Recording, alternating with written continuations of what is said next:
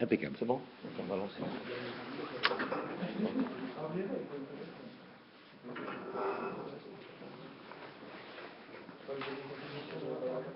Jean-Paul, on peut me dire quand on peut commencer. Hein, tu me dis? Hein,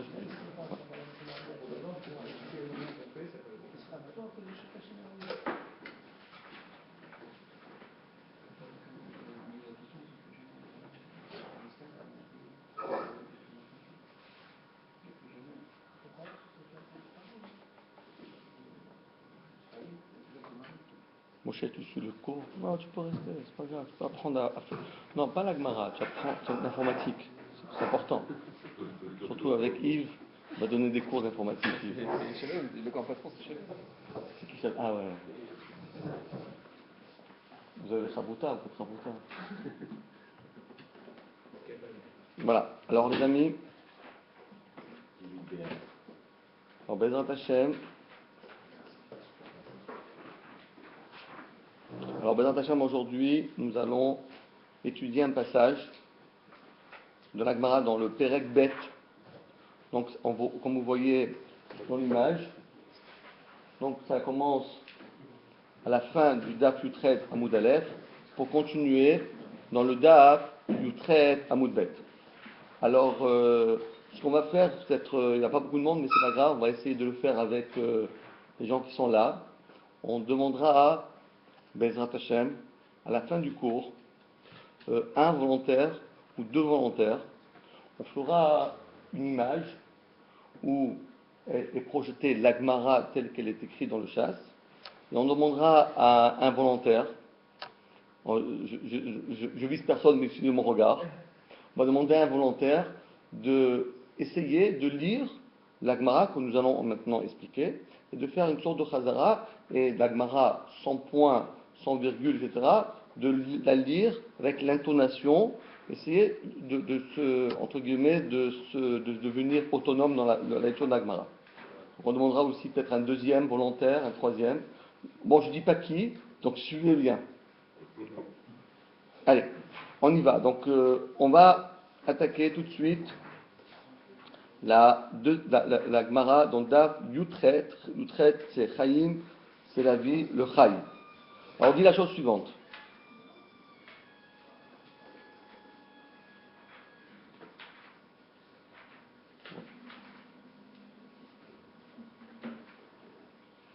Voilà. Alors la Gemara, on va la voir ici là sur le deuxième écran. Vous voyez le deuxième écran, tu nous l'as fait un peu plus bas. Alors on est où là? En bas, les 4 lignes avant la fin. Tu la vois là? Voilà, c'est exactement là. Regarde voir. Non. Là, tu traites à Moudalef. Tu traites à Moudalef. Tu l'as? Voilà, là, ça va dire encore un autre. Vas-y. Non, de l'autre côté. De l'autre côté. Voilà, en bas. Mais non, c'est pas la même page. J'arrive. Allez-y, commencez. J'arrive. Alors, la Gemara dit Lo abu yad'e rabanan. Les rabanan, parce qu'on ne le voit pas dans le truc. Si tu peux nous faire, tu peux nous le faire dans les mots. Juste en bas. 4, ok. 4, 5, 6, 7. 7 lignes avant la fin, il n'y a pas de problème. Ouais, c'est juste moi, non, avant ça, c'est un mot de bête là. Alors, en tout cas, bon, on va le lire. Lo abu yad'e rabanan. Les rabanan n'avaient pas connaissance mai sirugim. Qu'est-ce que ça veut bien vouloir dire, ce fameux terme que nous avons appris dans la Mishnah qui veut dire sirugim? Le mot sirugim, qu'est-ce qu'il veut bien vouloir dire? Alors, Sham'e le Amta de Berabi, ils ont entendu les paroles de la servante de Rabbi. Alors, la servante de Rabbi était une femme qui était évidemment une Shifra Kinaanite, une servante qui était non-juive, qui s'est convertie pour l'occasion. Donc, elle reste quand même une Shifra. Et elle était une femme très, on va dire, avec beaucoup de connaissances du fait qu'elle habitait dans la maison de Rabbi Uda Nassi, Rabbi Uda Kadosh. Donc elle a capté à travers, pendant toute sa vie qu'elle passait chez son maître Rabbi, elle a capté toutes les, entre guillemets, les subtilités et toutes les connaissances qui même les rabbinim ne connaissaient pas. Donc d'où l'importance de cohabiter, de vivre avec les rabbinim, parce que les rabbinim, entre guillemets, alors même dans leurs paroles, etc., etc., leur manière de vivre, leur manière de parler, leur manière d'agir, donc on apprend une quantité de choses. Alors l'eau, à vous, il y a des rabbanan. Les rabbanan ne savaient pas, hein. Ah voilà, voilà, c'est très bien. Tu l'as ici là. Voilà. Tu l'as? Ouais. Maï sirugim. Qu'est-ce que ça veut dire le mot sirugim? Alors, Shamoua, ils ont entendu, la Amta Debe Rabbi, la servante de Rabbi, des Kamra, elle disait toujours, comme ça, elle disait comme ça. Elle disait, Léou le Rabban, elle disait aux élèves, Davou Aïlé, qui étaient en train de rentrer, pisqué, groupe par groupe. Alors il leur dit comme ça, elle leur a dit comme ça, deux points ouvrés guillemets, Admatai, jusqu'à quand Atem Nichnasim Sirugim. Donc on a en français, les sages ne savaient pas que signifiait le mot Sirugim, jusqu'à ce qu'ils entendent la servante de la maison de Rabbi dire aux sages, alors qu'ils rentraient dans la maison de Rabbi par petits groupes, jusqu'à quand entrez-vous Sirugim. Donc regardez comment cette servante, elle a capté le message. Elle a compris que le mot Sirugim veut dire petit groupe. Alors au lieu de parler en disant en hébreu Gvutzot, elle a utilisé le lachon des sages qui veut dire Sirugim. Donc entre guillemets, les chachamim, les élèves, ils ont appris le terme de la Mishnah grâce à la manière comment la servante de Rabbi entre guillemets, elle parlait. Ok, deuxième anecdote que la Gemara raconte pour montrer la grandeur, pas de la servante de Rabbi, mais la grandeur de Rabbi. Parce que Rabbi, il avait un lachon, il parlait avec une langue qui était très, entre guillemets, très poussée, il avait une manière d'expliquer, de parler, etc., quelque chose de particulier. Et grâce à ça, même ses servantes, ses serviteurs, ils ont appris à parler l'hébreu, mais alors un hébreu que même nous, on a difficulté à comprendre. Alors regardez la deuxième anecdote. Lo havu yad'e. Lo, la négation. Havu, c'est le verbe être. Ils ne savaient pas. Yad'e, connaître. Rabbanan, les élèves. Maï, que veut dire le terme chalug logot? Qui c'est que ça veut dire le mot chalug logot? Le terme chalougot est un terme très difficile. En français, ça s'appelle un pourpier. C'est le dessin que vous voyez ici, c'est des fleurs qui s'appellent pourpier. Il faut simplement aller ici à côté du Beth Midrash. Il y a un fleuriste. Demain matin, vous dites, j'aurais voulu, s'il vous plaît, est-ce que vous pouvez me donner des pourpiers? Oula, j'en ai pas connu. Mais comment vous ne connaissez pas? C'est écrit à Maseret Megillah, la Futret, à Moudalev, c'est écrit mes fourrages. En tout cas, voilà, c'est ces fleurs-là. Si ça vous plaît, achetez-les. En tout cas, ces fleurs-là, ils sont traités dans les textes de la Mishnah, dans Masechet, dans le Seder Zraïm.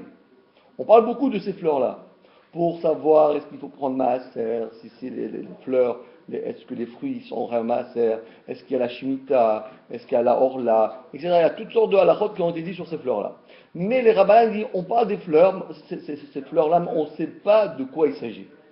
Shamoua, alors Shamoua, ça vient comme le schéma. Ils ont entendu les Amta. Ama, en araméen, veut dire chifra. Ils ont entendu DB. DB, c'est comme Baba, B, c'est la maison. De la maison de Rabbi, la servante de Rabbi. De Amrale, elle disait, Laou Gavra, à cette personne. Elle a rencontré une fois une personne, et qu'est-ce qu'il faisait lui? Davé Mevader, il était en train d'éparpiller les pourpiers par pachiné. Par pachiné, c'est les pourpiers. Alors elle lui a dit comme ça. Elle avait connaissance que ces fleurs-là, qui s'appelaient en araméen, tel que l'appelaient dans la terminaison classique, par pachiné, Mais elle n'a pas utilisé le mot tel que les gens parlaient à l'époque. Elle a utilisé le langage de la Mishnah, qui veut dire haluglogot. Alors elle lui a dit, hé toi, pourquoi tu jettes, pourquoi tu éparpilles, ad matai, jusqu'à quand, ata, tu me fazer, tu éparpilles, haluglogecha. Tes haluglogot, ça veut dire à savoir, tes pourquoi tu jettes toutes ces fleurs-là. Donc les Chachamim, ils sont compris, ils ont déduit, elle parle de ces fleurs-là, donc les fameuses fleurs qu'on parle toujours dans cette Mishnah, les voici, on a trouvé, on a déterminé de quoi il s'agit dans la Mishnah, grâce à une anecdote tout à fait, on va dire, fait divers, qui s'est passé avec la servante de Rabbi. Donc on voit cette servante de Rabbi qui était exceptionnelle.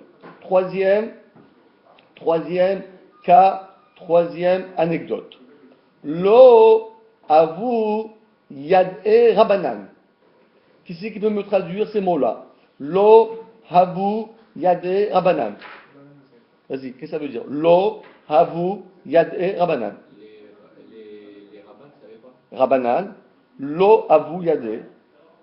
Mot à mot. Lo Non. havu. Hein? Ouais, était. C'est le passé, quoi. Ouais, c'est le passé. Yad'e, yedia, yodea, lo ave yad'e. Vous savez pas. Rabanan. C'est quoi? Non, Rabanan, c'est pas les rabbins, c'est les élèves. Ah, les élèves. Oui, parce que Rabanan, c'est les élèves. Lo avu yad'e Rabanan. Les élèves de Rabbi ne connaissaient pas Maï. Que veut dire ce... Vous pouvez fermer la porte, s'il vous plaît? Merci, hein, je m'excuse. Non, pas cette porte, non. Excuse-moi, non, la porte là, parce qu'il y a des gens qui parlent, ça dérange. Ah, c'est là-bas, excuse-moi.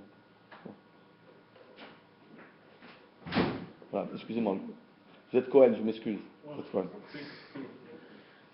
Alors, le passouk dit, un passouk très intéressant, dans Michelet le Proverbe, chapitre 4, verset 8.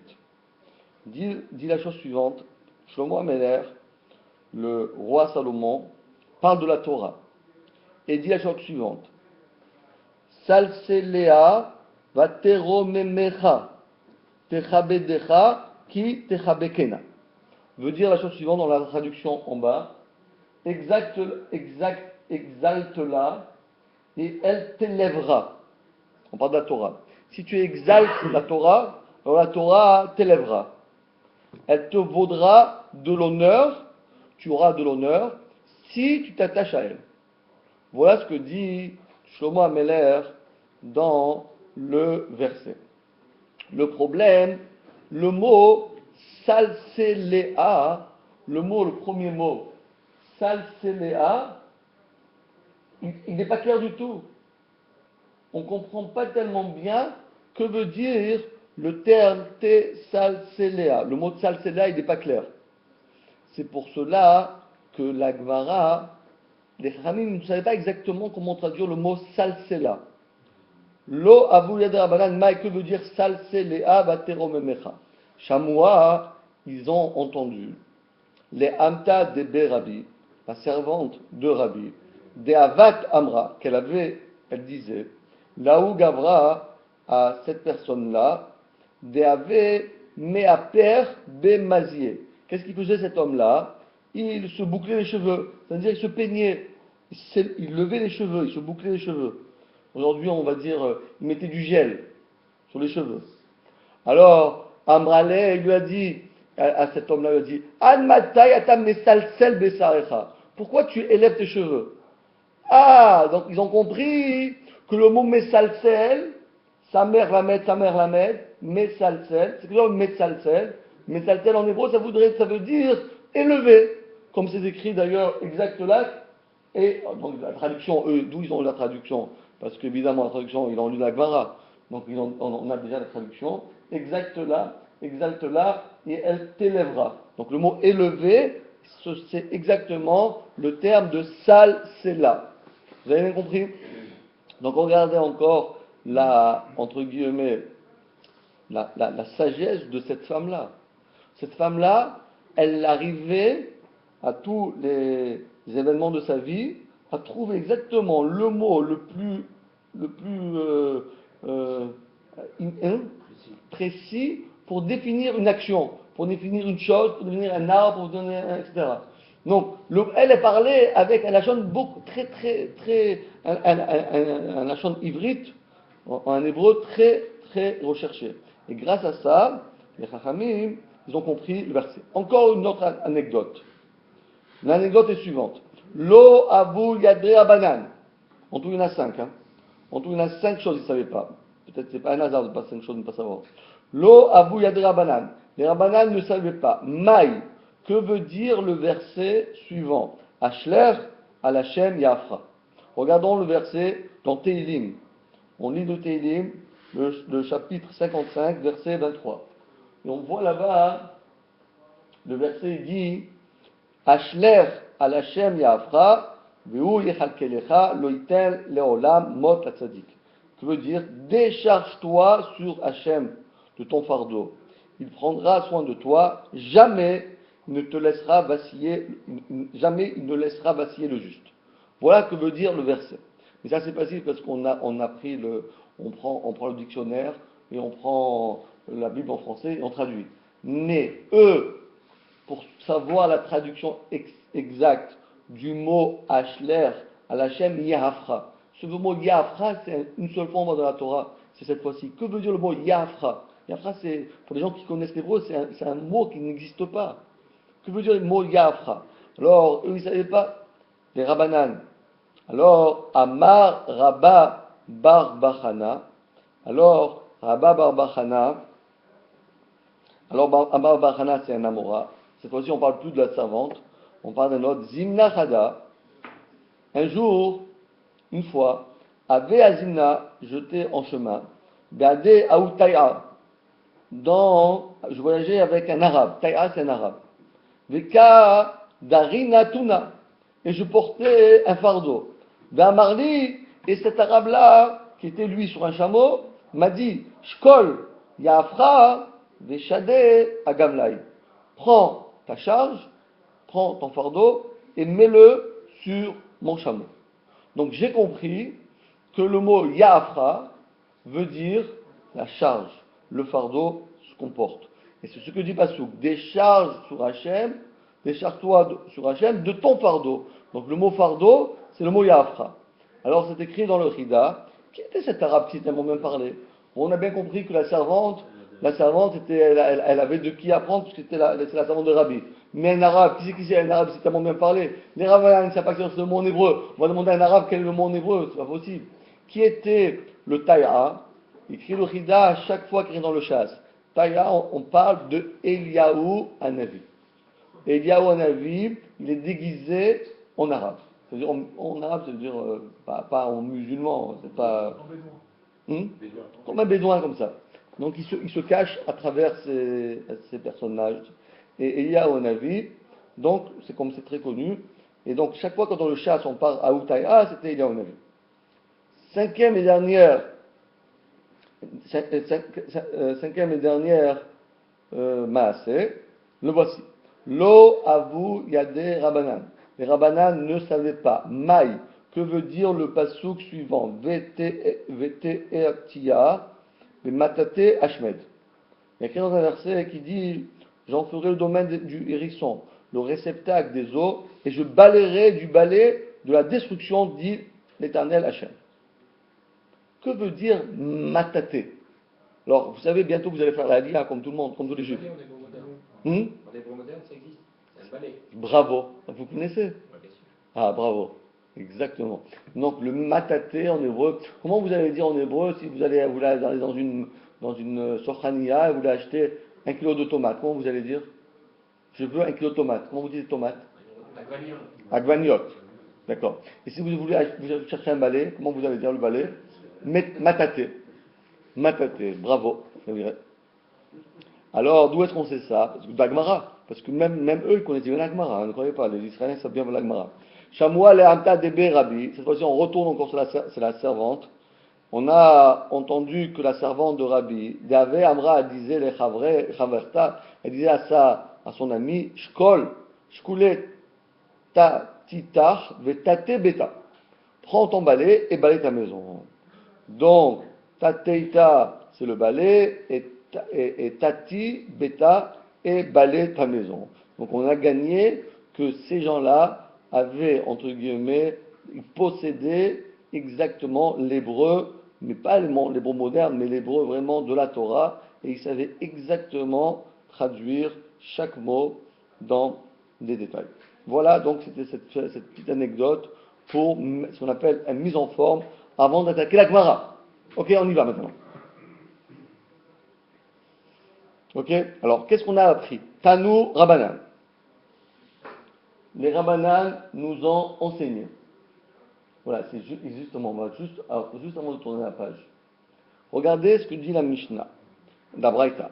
Tanou Rabbanan, Chachamim. Maintenant, écoutez bien, parce qu'après vous allez bientôt être obligé de répéter. Je vise personne, mais suivez mon regard. Alors, Tanou Rabbanan, Chachamim nous ont enseigné. Sirugim, Kara, Sirugim, Yatsa, Kara'a. Qu'est-ce qu'il peut me dire là? Enfin, Kara'a, Sirugim, Yatsa, Kara'a, Sirusin, lo Yatsa. Sirugin, Sirusin. Quelle différence que le guimel, il devient sa mère. Sirugin, Sirusin. Alors, qu'est-ce que ça veut dire? La différence qu'il y a entre Sirugin et Sirusin, très simple. Sirugin veut dire de façon discontinue. Ça veut dire, il a lu, il s'arrête. Il s'arrête un quart d'heure, après il continue. Il prend un café, il s'arrête, il continue. Il s'arrête. La méga désert, ça lui a pris 3 heures. Au lieu de prendre 25 minutes, ça lui a pris 3 heures.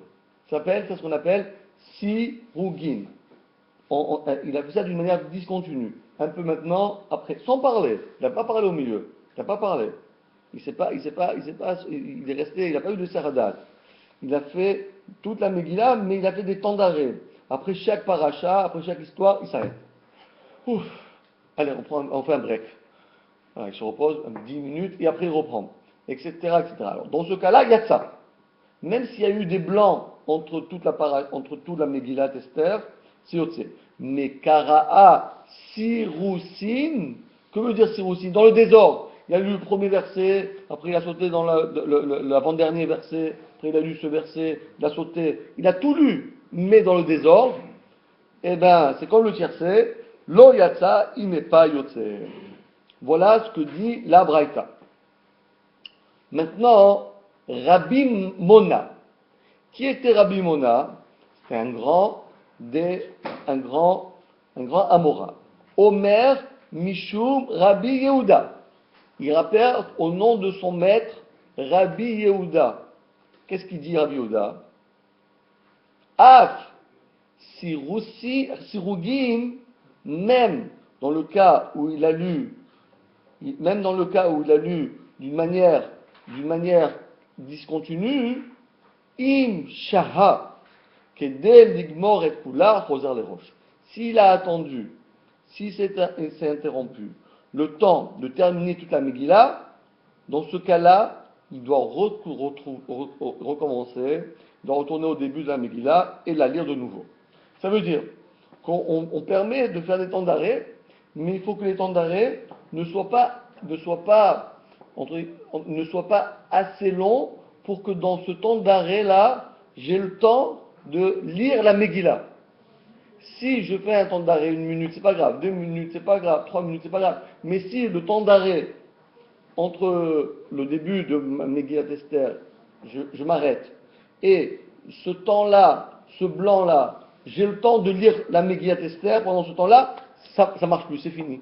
Ma Megillah n'est pas valable. Il faut que je recommence depuis le début. Je peux faire des temps d'arrêt, mais les temps d'arrêt doivent être courts. S'ils sont longs, ça marche pas. D'accord? Non. Il y a une chose que je ne comprends pas. Si c'est interrompu, le temps de terminer toute la Megillah, ça dépend là où il est. Ah, bravo. Sur ce, bravo. Très très bien. Maintenant, qu'est-ce que ça veut dire le temps de terminer la Megillah? C'est-à-dire qu'on a la Megillah depuis le début jusqu'à la fin, ou bien de l'endroit où il se trouve jusqu'à la fin. Par exemple, lui il se trouve dans le 3e Pérec. Donc il a déjà lu 3 pérec. Et après, il fait un temps d'arrêt. Maintenant, ce temps d'arrêt-là, il doit être, pour ne pas valider la lecture, il doit être aussi long de lire la Megillat Esther depuis le début jusqu'à la fin, ou bien du 3e pérec jusqu'à la fin.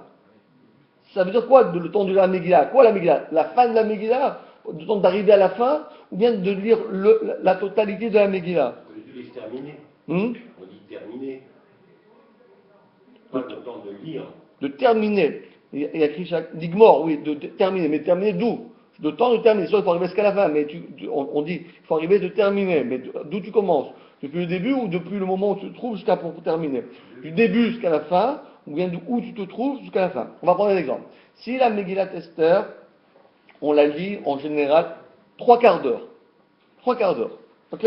Moi, j'ai lu maintenant, je m'arrête, je fais un temps d'arrêt, après un quart d'heure. Après un quart d'heure. Combien de temps j'ai pour de faire un break? Combien de temps j'ai à faire? Est-ce que j'ai une demi-heure ou j'ai 3 quarts d'heure? Alors ça dépend. Attends, on ne sait pas encore. On ne sait pas. Est-ce que c'est une demi-heure ou 3 quarts d'heure? Ça veut dire que si maintenant je me suis arrêté 35 minutes, ça dépend. Si je me suis arrêté 35 minutes, si c'était une demi-heure, j'ai failli à ma tâche, j'ai failli à ma mitzvah, donc la mitzvah n'est pas validée, ma Megillat Esther n'est pas validée, donc je dois recommencer le début. Mais si, par contre, je dois lire depuis un quart d'heure, mais à partir du quart d'heure, j'ai encore 3 quarts d'heure devant moi. Donc si je me suis arrêté 35 minutes, 40 minutes, tant que je n'ai pas dépassé mes 45 minutes, bon c'est bon, je peux continuer.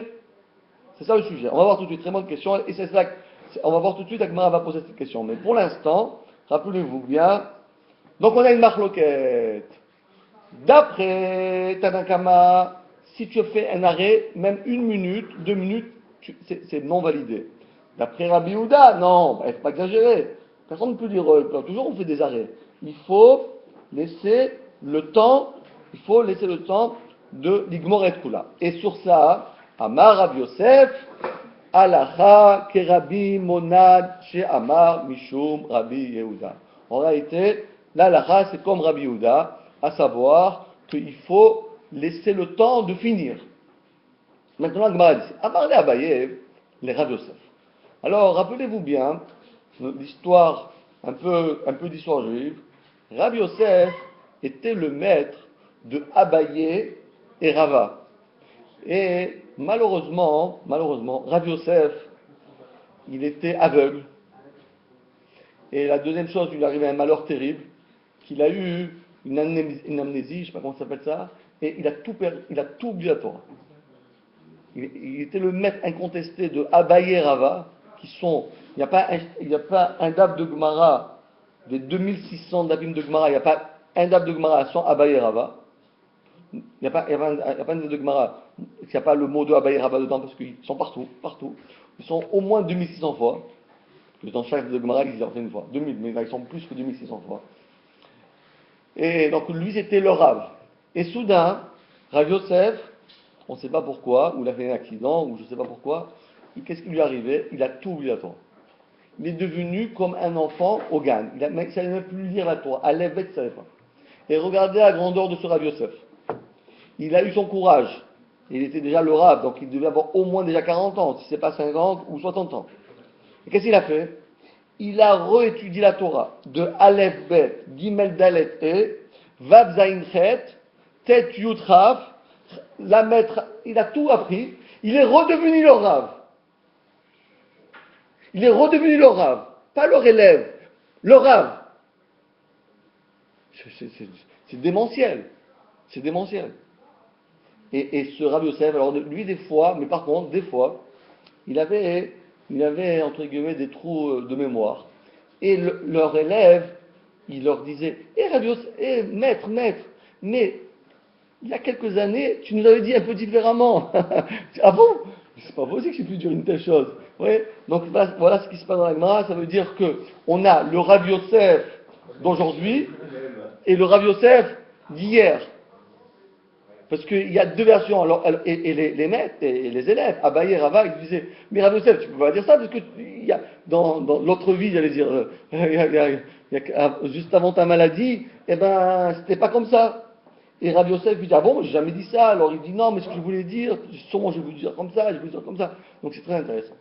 Donc voilà, c'est à peu près Abaye et Rava d'un côté, et le maître Rabbi Yosef. Et en plus, n'oubliez pas, il était aveugle. Comment il a pu faire une chose comme ça? Quelqu'un qui est aveugle, il devait être déjà un vieillard pour être le rab d'Abaye et Rava. Je sais pas, il devait avoir moins, je sais pas, il devait avoir 70 ans, je sais pas. Il a tout oublié la Torah, il est redevenu Rabbi Yosef. Bon, il y a des gens qui commencent tard, mais ils ne deviennent pas Rabbi Yosef. Pour après gagner Abaye et Rava. Aïe, aïe, Hachem. C'est très beau ça, c'est très beau ça. Moi, cette histoire, ça me donne du courage. Il ne faut pas se décourager dans la vie, il ne faut pas se décourager. Faut pas se décourager. On raconte sur Rabbi Yosef, que Rabbi Yosef, lui, il était un jour, il y avait l'empereur de l'époque en Irak, là-bas, en Bavel, et il y a une mitzvah que lorsqu'on voit un roi, de courir pour aller à la rencontre d'un roi, pour voir la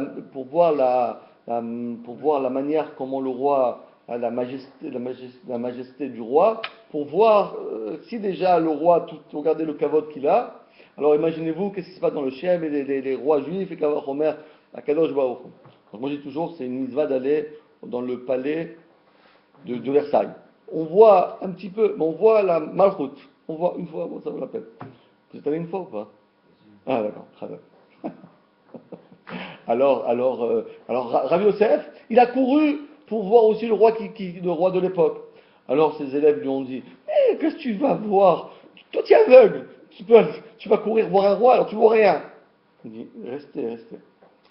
Et alors il y avait les chars et les chevaux qui passaient, etc. Alors il dit, maintenant vous allez me dire, vous, à votre avis, à quel moment le roi il va passer? Alors il voit un super char, oh le roi! Il dit non.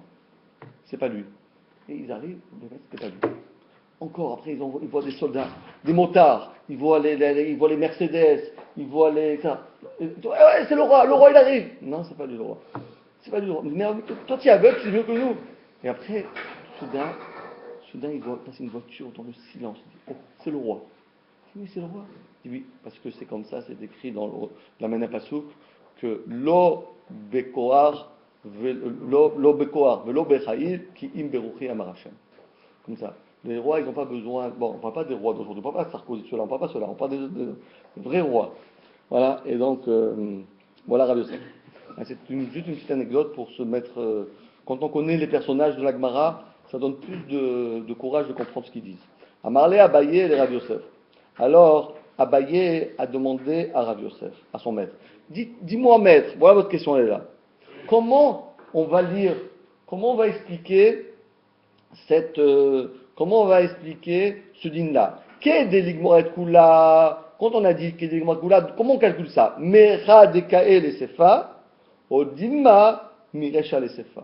Est-ce que il faut de l'endroit où il se trouve jusqu'à la fin, ou bien non, depuis le début de la Megillah jusqu'à la fin? Qu'est-ce que ça veut bien vouloir dire cette Mishnah-là? C'est la question. Répond le maître, Rav Yosef, Amarle, Mirecha le Sefa. Depuis le début de la Megillah jusqu'à la fin. Pourquoi? Parce que si tu veux comme la première option, celle qui est en rouge, si tu me dis que c'est comme la première option, c'est-à-dire de l'endroit où il se trouve jusqu'à la fin, alors, Natata devarecha la shurim. Tu soumettrais ta règle à des limites variables. C'est-à-dire que chacun va dire, ah moi j'ai 10 minutes, moi j'ai 25 minutes, et en plus, mais qu'est-ce que ça veut dire? Chacun va commencer à faire sa Torah. Non, on a fait quelque chose de fixe, pour tout le monde la même chose. Pas que, il va dire, ah moi je pouvais pas, etc., etc. Donc de cette manière-là, votre question est bien répondue. On y va. Écoutez bien. Amar Rabbi Abba. Amar Rabbi Rimia. Baraba. C'est intéressant. Rabbi Abba, lui, a dit au nom de son maître, qui s'appelait Rabbi Rimia Bar Abba. Mais évidemment, ce n'était pas lui, parce que Abba était un nom très très très courant à l'époque. Donc il y avait deux Rabbi Abba. Il y avait Rabbi Abba, le fameux Rabbi Abba, et il y avait Rabbi Rimia, son père lui, il s'appelait pas Rabbi, il s'appelait Bar Abba. Il s'appelait que Bar Abba. C'est pas Rabbi. Amarav. dit Amarav, au nom de Rav, Halacha, la halacha, c'est Kerabi Mona. On a dit, Rabbi Mona, qu'est-ce qu'il avait dit? Que, pas comme Tanakama, qui a dit que si on a fait un petit moment d'interruption, on doit tout recommencer. Non, il faut laisser le temps d'Igmor et Kula. Et comment on a expliqué l'Igmor et Kula? C'est combien Igmor et Kula? C'est combien? Depuis le début jusqu'à la fin. Ça, c'est l'avis de Rav. Et Shmuel Amar, et Shmuel disait, En alacha ki Rabbi Abba. En alacha ki Rabbi Mona. L'alacha, c'est pas comme Rabbi Mona. Même si on fait une interruption de quelques secondes, on doit recommencer la Megillat Esther. Ça, c'est Bessoura Madnouach. Ça, c'est la ville de Soura. Pourquoi? Parce que rappelez-vous, un peu maintenant de géographie. On apprend l'histoire et la géographie. Et après, il y a une interrogation écrite. Alors, la géographie, on sait qu'en Bavel, en Babylonie, il y avait deux centres d'études. Il y avait la yeshiva de Soura, pas la Syrie, c'est pas la Syrie, Soura c'est une ville. Il y avait la yeshiva de Soura, et il y avait la yeshiva de Pumbedita. C'était les deux centres d'études. Et ces deux centres d'études, entre guillemets, ils avaient des fois des versions différentes des choses. Il y avait des grandes discussions entre les Chachamim de Soura et les Chachamim de Pumbedita. Donc l'Agmara ici nous raconte qu'à Soura, c'est-à-dire dans la yeshiva de Soura, voilà, comme vous voyez ici, voilà comment eux ils expliquaient cette soubia, que Rabbi Abba, au nom de Rabbi Yirmiyah Baraba, au nom de Rab, disait Alachak Rabbi Mona, et Shmuel, il disait En Alachak Rabbi Mona. L'Alacha, c'est pas comme ça. Ça, c'est la première version, rappelez-vous bien. Deuxième version, Bepumbedita Matnuachi. Alors qu'à Pumbedita, dans l'autre yeshiva, comme vous allez dire aujourd'hui, la yeshiva de Mir et la yeshiva de Ponovitch, la yeshiva de Slabodka et la yeshiva Ochot Torah. Il y avait deux grands centres d'études. Dans l'autre centre d'études, à Pumbedita, eux disaient la chose suivante. Écoutez bien. Amar Rav Kahana Amarav, Alachak Rabbi Mona, Shmuel Amar, En Alachak Rabbi Mona. Quelle différence y a-t-il? Regardez bien, je vous montre. Quelle différence y a-t-il entre Soura et Pumbedita? Soura, Pumbedita. Jean-Paul, quelle différence? Soura, Pumbedita. Soura, Pumbedita. Mais oui, vous voyez, il y a quand même si ça a l'air un peu simple, mais la seule différence c'est quoi? Très bien, bravo, c'est la seule chose. Un, c'est Rabbi Abba, Amar Rabbi Yirmiyah Barava, au nom de Rav, c'est pareil que ici. Le Rav c'est le même. Mais un c'est Rav Kahana, et l'autre c'est Rabbi Abba, Amar Rabbi Yirmiyah Barava. Donc vous avez bien compris. La seule différence, c'était la halakha, c'est la même chose. Mais seulement qui a dit quoi, ça diverge. Ok. Maintenant, Rav Bibi, pas Bibi, c'est un autre celui-là. Bibi, c'est un autre. C'est pas le même. C'est pas. Il était d'où? Hein? Qui? Rabbi Yosef, il était d'où? Rabbi Yosef, il était d'où? Rabbi Yosef, normalement, on dit qu'il était de Soura. Rav Bibi, lui, écoutez bien ce qu'il faisait lui. Matne Ifra. Il enseignait le contraire. C'est quoi le contraire? Rav Amar, En Alachak Rabbi Mona. Veshmuel Amar, Alachak Rabbi Mona. Là, quelle différence? Donc, combien de versions on a? Première version, Soura. Deuxième version, Pumbedita. Troisième version, Rabbi Bibi. Alors comment ils ne veulent pas dire Bibi? Ils disent Bibaï. Pour pas dire Bibi. On dit Bibaï, pour pas que c'est pas le même. D'accord? Vous voyez celui-là? Lui dit, la différence, regardez. Là on disait Alachak Rabbi Mona, et là on dit En Alachak Rabbi Mona. On est d'accord? Donc si on résume, combien de versions on a? Trois versions. La première version c'est Soura, et pour Mita c'est la même chose dans la halakha, rien que les rabbanim changent. Mais la troisième version, c'est celle de Rav Bibi. Lui, il change la halakha. Il dit que Rav a dit Al-Hak Rabbi Mona, En Al-Hak Rabbi Mona, et Shmuel disait Al-Hak Rabbi Mona. Ok? Amar Rabbi Yosef. Maintenant, encore Rabbi Yosef vient et dit, oh là là, on a version 1, version 2, version 3. Et qu'est-ce qu'on fait, nous, en fin de compte, halakhiquement parlant, qu'est-ce qu'on fait? On a bien compris que chacun ses positions, mais d'un point de vue halakhique, qu'est-ce qu'on doit choisir? Version 1 et 2, qui ont été, c'est à peu près la même chose, puisque c'est rien que les noms de rabbins qui changent, ou bien version 2, version 3, à savoir, de Rabbi Bibi. Qu'est-ce qu'on fait? Amar Rabbi Yosef, dit Rabbi Yosef, Nekot de Rabbi Bibi beyadecha. Prends, Nekot, prends Rabbi Bibi dans tes mains. Garde Rabbi Bibi dans tes mains. Pourquoi? Parce que ce qu'il dit, c'est sûr qu'il a raison. Rabbi Bibi, ce qu'il dit, c'est sûr qu'il a raison. Mais d'où tu sais qu'il a raison? D'où tu sais? Comment tu peux savoir ce qu'il a raison? Et tu crois que Rav Kana il s'est trompé? Et tu crois que Rabbi Abba il s'est trompé? Comment tu sais? Non, pourquoi? Parce que Shmuel ou des Yechida. Parce que regardez, je refais les diapositives à l'envers. Regardez Shmuel. Shmuel disait à Surah, En al Mona. Shmuel disait dans Primumudita, En al Mona. Et ce n'est que Rabbi Bibi qui a dit que Alachak Rabbi Mona. D'accord? Rav Mona, par rapport à Tanakama, qui c'est Yachid et qui c'est le Rabbim? Une Mishnah quand elle est Stam, c'est combien de Rabbanim qui, à peu près à votre avis? Combien il y en a? Une Stam Mishnah. Combien il y en a? 1, 2, 3, combien il y en a? Il y en a 100 000. Tout le monde pense comme ça. La preuve que tout le monde pense comme ça, c'est si Yachid Rabim, Alachat Rabim. Parce qu'on l'a dit Stam, on ne va pas dire le nom. Parce que imaginez, vous allez dire Me'mata Korim et Shema Be'arvit, Misha Shakoanim Nichnasim, le premier Misha Namachot. On va dire dit vrai, Rabbi Meir, Rabbi Shimon, Rabbi Tarfon, Rabbi Akiva, Rabbi Tavatan, vous avez marqué 350 rabbanim. Après, le chasse il est fini. Vous avez fini le chasse.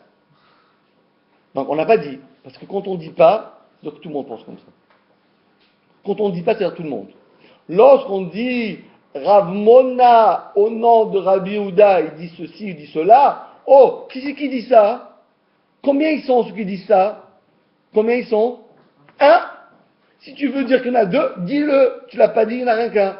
Donc, en général, Yachid Verabim Alacha.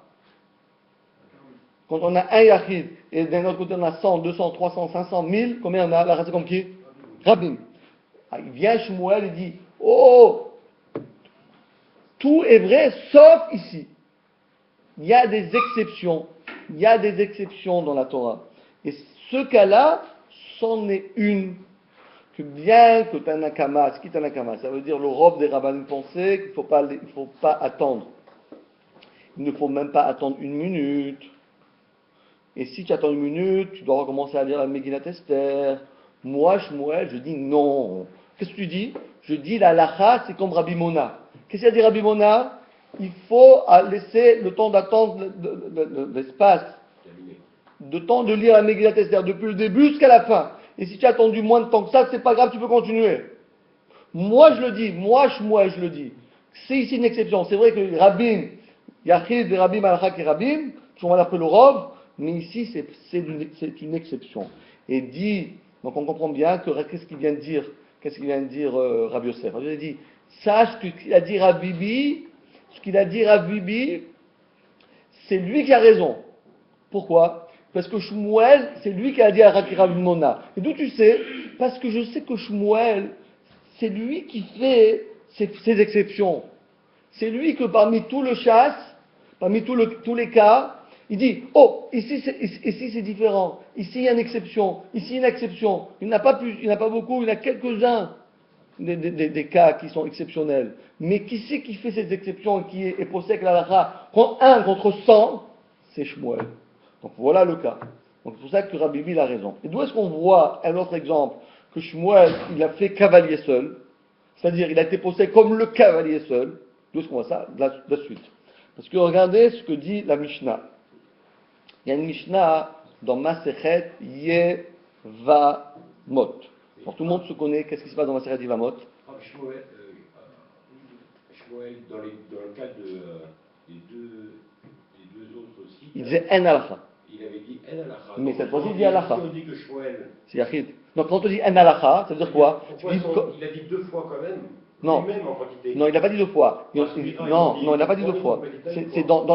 Dans cette yeshiva, on disait voilà comment, voilà les rabbinim qui disaient. Dans l'autre yeshiva, on rapportait ces paroles de cette manière.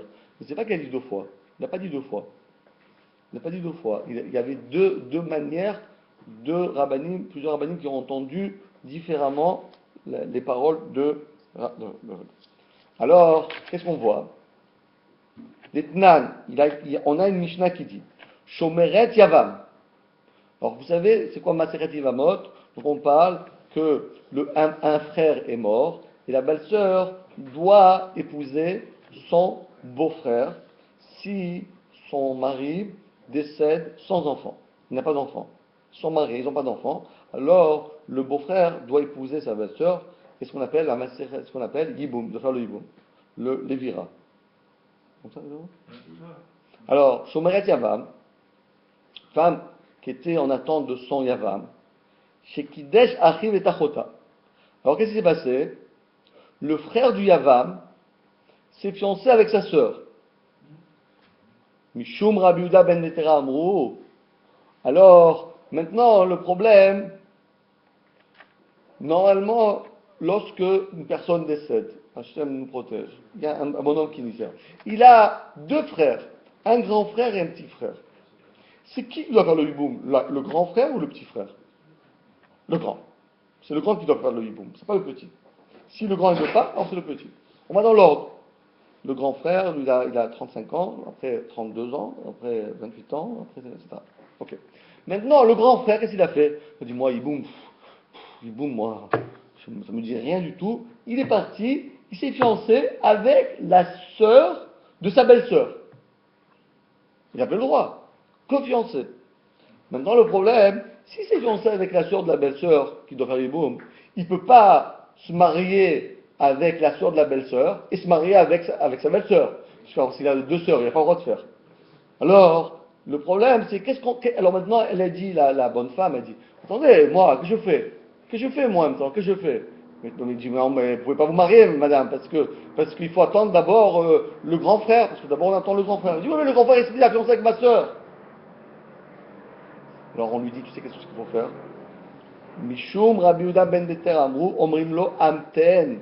On lui dit, attends, tu sais quoi? On lui dit, attends que attends pour toi femme, pour te marier avec le petit frère. Attends d'abord que le grand frère épouse ta sœur. Et à ce moment-là, il ne pourra plus jamais ou non jamais t'épouser à toi. Et à ce moment-là, tu pourras épouser le petit frère. D'accord? Et donc, cette version-là, c'est la version de Rabbi Yehuda ben Betera, mais c'est pas les Chachamim, ça. C'est rien qu'un Yachid. Ve'amar Rav Shmuel, et Shmuel a dit là-dessus, Halacha ke Rabbi Yehuda ben Betera. Halacha, c'est comme Rabbi Yehuda ben Betera. Donc nous voyons de nouveau que Rabbi Yehuda, des fois, c'est rare, c'est rarissime, il choisit un Rav contre tous les rabbinim, parce qu'il pense que cette vara-là, c'est une vara tellement juste, tellement droite, et c'est une halakha qui doit être halachique, donc il choisit ce Rav-là pour être posé avec la halakha. Et voilà donc comment la Gemara termine sa petite anecdote. Et la Shmuel. Ok. Maintenant, on va faire. Bah. Allez. Alors, un courageux. Vous ne savez pas ce qu'il va y avoir derrière. Allez, un courageux. Allez. Hop, allez. Ah, il n'a pas aimé, là. Il n'a pas aimé. Ne pas envoyer. Ne pas envoyer? Qu'est-ce qu'on fait là maintenant? Non, mais des fois, il arrive là-bas, il ne sait pas, on ne doit pas faire de ce truc.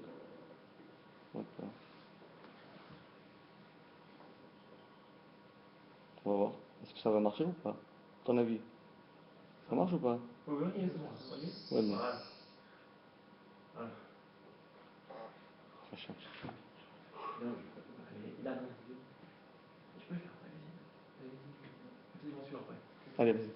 Amar Rav Abba, Adi Rav Abba, Amar Rav Yirmia, Adi Non. Rav Yirmia, Amar, vas-y. Rabbi Abba, Amar Rabbi Abba, Amar Rabbi Yirmia, Adi Rabbi Yirmia, Bar Abba, le fils de Abba, alors répète encore une fois. Amar Rabbi Abba, Non, voilà. Amar Rav Abba, Amar Rabbi Yirmia, Bar Abba. Bravo, comme ça il faut lire.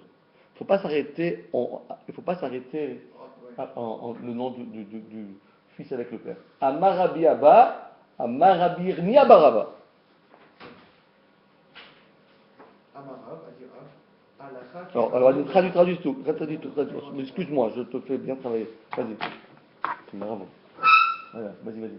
Amar Rav Abba, Amar Rabbi. Traduis maintenant, traduis. Alors Adi Rav Abba, Rabbi Abba. Adi Rabbi Abba, Adi. Non, pas Adi. Au nom. Ah, au nom de Rabbi Yirmia Baraba, Donc, Adi Rabbi Abba. Au nom de Rabbi Yirmia Baraba. au nom de Rav, Très bien. Donc en réalité, combien y a-t-il ici de Rabbanim? 3 Rabbanim. Qui était le Rav? Qui était le maître? Rav, très bien. C'est le troisième, toujours le troisième. Et donc, l'élève 1 a dit au nom du maître 1 qui a dit au maître du maître 2. Ok. Nous?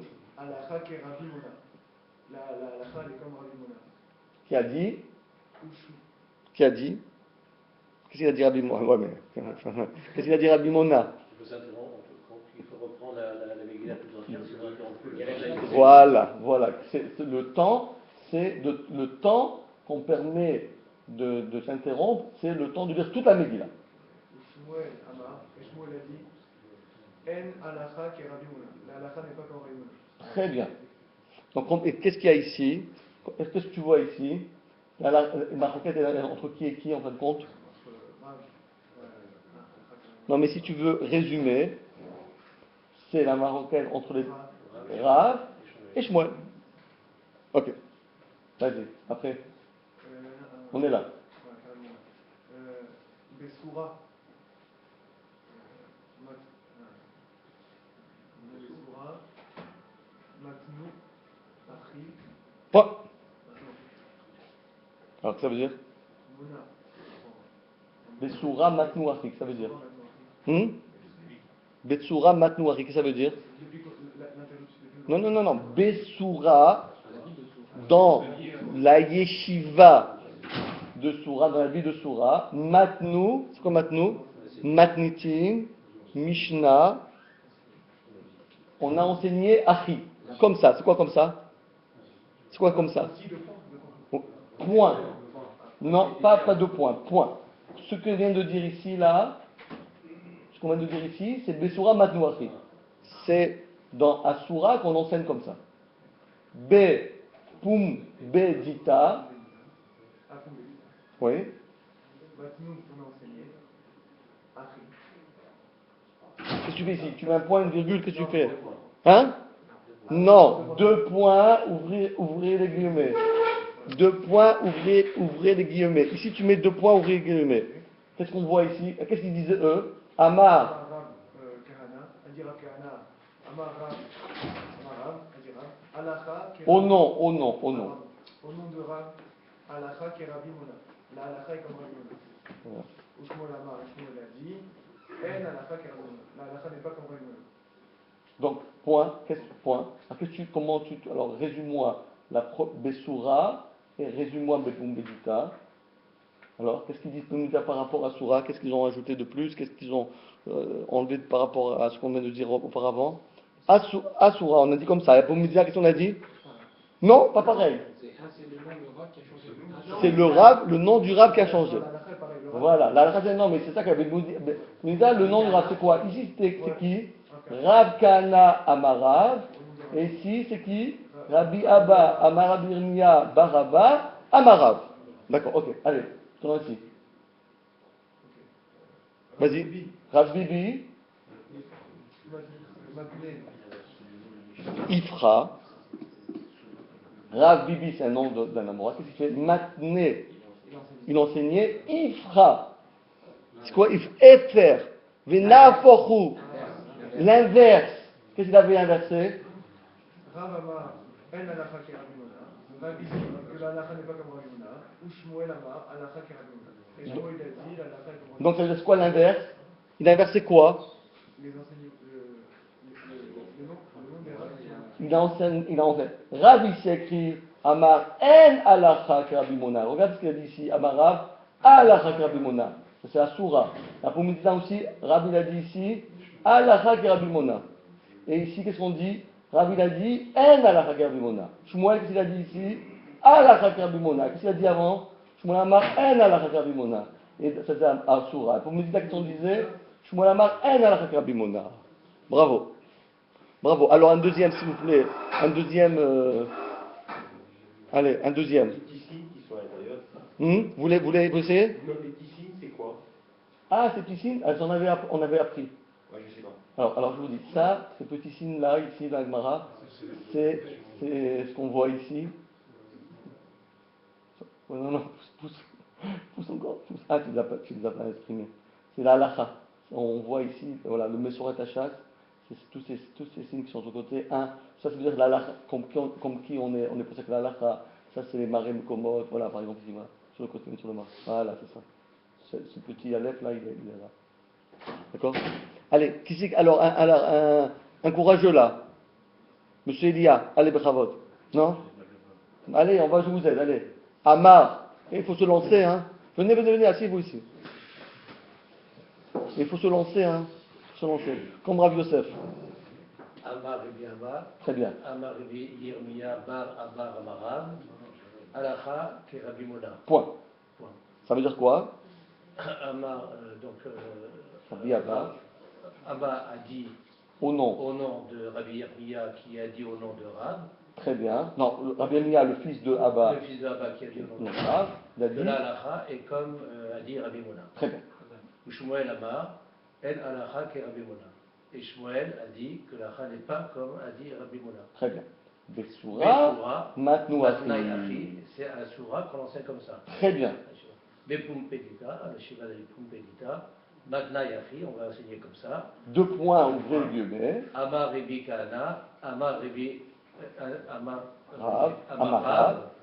Rav, Alacha qui Rabbi Mona. Point. Ah ouais, mais Shmuel Amar. Shmuel Amar, En Alacha qui Rabbi Mona. Donc quelle différence y a-t-il entre Soura et Pumbedita?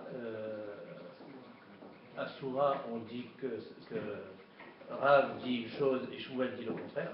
Non. On change que quoi? On change On change le nom, on change le nom de l'auteur. l'énoncé, on change rien que l'énoncé, les rabbiniques qui ont dit au nom de Rav. Ça c'est Rabbi Abba, Amar Birmia, Baraba qui a dit au nom de Rav. Et à Pumbedita, c'est Rav Kana seulement qui a dit au nom de Rav. D'accord, ok. Maintenant, on est là. Rav Bibi Matnaï, donc Matné, enseigne Ifra. le contraire. Le contraire. Ifra l'inverse. Rav Amar En Alacha ki Rabbi Mona, Shmuel Amar Alacha ki Rabbi Mona. Et là, on voit bien la différence. Parce que la Rav, ce Rav-là, ce Rav, il a dit En Alacha. Alors regardez avant qu'il disait Amar Rav, Alacha. Donc c'est le contraire de Soura et Pumbedita. C'est inversé. C'est inversé. On a changé les personnages. Bravo. Merci. Très bien. Allez, troisième, on termine là, on fait vite. Il nous reste encore 1 minute. Allez, c'est facile là. Allez. Amar Rabbi Abba, Amar Rav Irmaya ben Abba, Amar Rav, Alacha ki Rabbi Mona. Traduit. Alors, il a dit Rav Abba au nom de Rabbi Irmaya ben Abba, au nom de Rav. Très bien. Alacha est comme Rabbi Mona. Très bien. Shmuel Amar En Alacha ki Rabbi Mona. Et Shmuel a dit que l'Alacha n'est pas comme Rabbi Mona. Besura Matnou Achi, ils ont enseigné comme ça. Bepumbutita Matnou Achi, 2 points. Bepumbutita Matnou Achi. Par contre, Pumbutita, c'est un peu différemment. 2 points. Amar Rav Kahana, Amar Rav, Alacha ki Rabbi Mona. il a dit Rav Kana au nom de Rav, la halacha est comme Rabbi Mona. Veshmuel Amar, en halacha que Rabbi Mona. Rabbi Mona. Point. Rav Bibi. Attends, alors quoi? Quelle différence là? Qu'est-ce qui se passe là? La différence, c'est Rav Abba au nom de Rav Yirmea Ben Abba au nom de Rav est remplacé par Rabbi Kana. Bravo. Très bien. Rav Bibi Matni Ifra, Rav Amar, en halacha. Attends, traduis mon cher, tu nous fais. Rav Bibi, il a enseigné l'inverse. Ifra. Il a enseigné l'inverse. Que quoi? Rav Amar. En halacha que Rabbi Mona. Rav, il a dit que l'halacha n'est pas comme Rabbi Mona, et Shmuel Amar halacha que Rabbi Mona. Voilà. Shmuel a dit l'halacha que Rabbi Mona. Bravo, Chazak au Baor. Allez, en Bezat Hashem, la semaine prochaine, on veut d'autres volontaires. N'oubliez pas, hein. Allez, Chazak au Baor, on fait arbitre.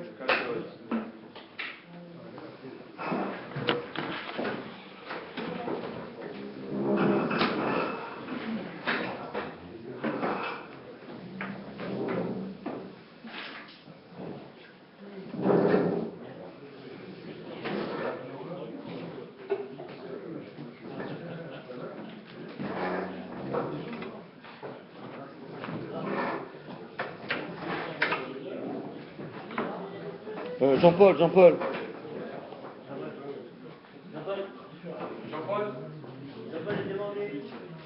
service informatique, s'il vous plaît, sur la 6. Je suis pas encore.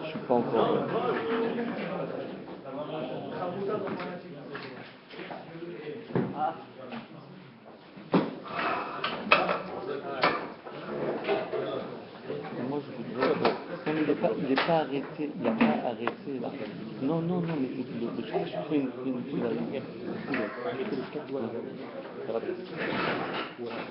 Ah non, ils ont changé la course. Ah bah, c'est bien. Fichier. Moi, je veux arrêter l'enregistrement. On peut arrêter l'enregistrement. Normalement, il y a une petite fenêtre là. Ça part en jeu, tu crois? Ah voilà, c'est le minuteur. Voilà, 1 heure, arrêtez l'enregistrement. C'est pourtant ça ne venait pas. Tu la fous. Voilà, après là tu fais enregistrer. Voilà, et là. Après tu fais enregistrer. C'est qu'on est enregistré. Voilà, enregistrer. Alors, vas-y, tu marques cours 25. Cours 25, tu branches tout.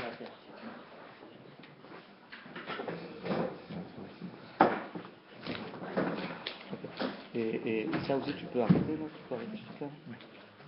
Merci.